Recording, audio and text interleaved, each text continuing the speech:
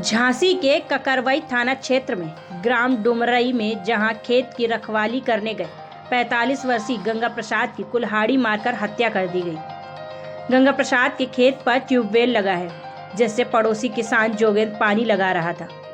शनिवार की दोपहर गंगा प्रसाद खेत पर पानी देखने गया था। दोपहर से जब गंगा प्रसाद शाम तक वापस नहीं आया तो परिजन खेत पर जा पहुंचे, जहां खेत पर गंगा प्रसाद लहूलुहान हालत में पड़ा था। परिजनों ने इसकी सूचना तुरंत पुलिस को दी। सूचना पर पहुंची पुलिस मृतक के शव को पंचनामा भरते हुए पोस्टमार्टम के लिए भेजकर पुलिस जांच में जुट गई है। परिवार के लोग बताते हैं कि गंगा प्रसाद की गांव में किसी से दुश्मनी नहीं थी। वे बहुत मिलनसार स्वभाव के थे। गंगा प्रसाद की शादी नहीं हुई थी। वो अपनी मां जयकुंवर के साथ रहते थे। बचपन से भाजी मोनू भी उनके पास रह रही थी। बड़े भाई जसवंत अपने परिवार के साथ अलग रहते हैं। झांसी एसपी गोपीनाथ सोनी के मुताबिक गंगा प्रसाद के शव पर चोट के गंभीर निशान मिले हैं। शव को कब्जे में ले लिया गया है और पोस्टमार्टम के लिए भेज दिया है। अभी परिजनों द्वारा कोई तहरीर नहीं दी गई है।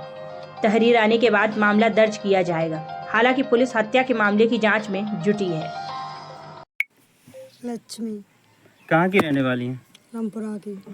यहाँ डुमरई में क्या है, कौन रहते हैं आपके? मामा के यहाँ हम छोटे से रहे, बचपन से 2 साल के थे। क्या नाम है मामा जी का? गंगा प्रसाद। क्या घटना हुई है उनके साथ? पता नहीं, हम तो गए जब वहाँ खेत पे वो खत्म हो गए थे, हमें पता ही नहीं चला। कब की घटना है? कल रात में, लेकिन अब रात में हम 9 बजे पहुँचे, लेकिन उसके पहले का पता नहीं कि कितने बजे हो गया। आपको कैसे जानकारी हुई? हमने एक जन को उनको बोले मामा को फ़ोन लगाओ, तो दूसरे के खेत में पानी डलो तो होते उनको फ़ोन लगाओ। जब बेच गए होते तब पता चलो, फिर भी अब वापसी बताई उनने कि मतलब होते भी डले हैंगे। फिर पुलिस को सूचना दी थी? हाँ।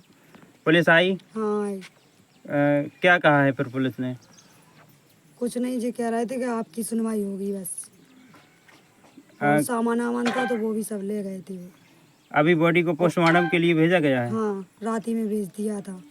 क्या चाहते हैं फिर आप लोग? न्याय चाहते हैं, कैसे हुआ क्या पता चलना चाहिए। ठीक।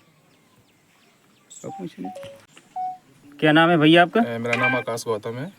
कहाँ के निवासी हैं आप? मैं रामपुरा का निवासी हूँ। यहाँ डुमरई में कौन रहते हैं आपके? डुमरई में एक्चुअली मेरे मामा जी रहते हैं।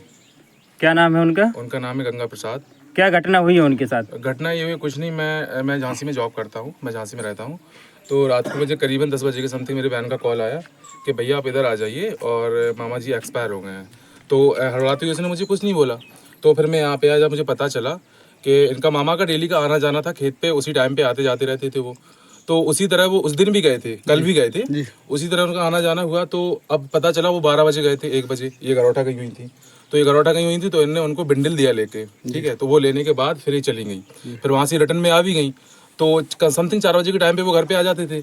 लेकिन उस दिन हुआ क्या कि वो 4 बजे के टाइम पे नहीं आए। तो वो कहते हैं ना कि थोड़ी टेंशन में तो होने लगी।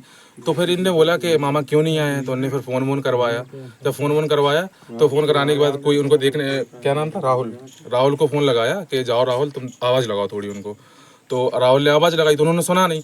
फिर एक मामा जी यहाँ पे जो प्रधान जी हैं, भोले नाम है उनका, तो उनसे उन्होंने बोला कि आप मतलब फ़ोन लगाइए।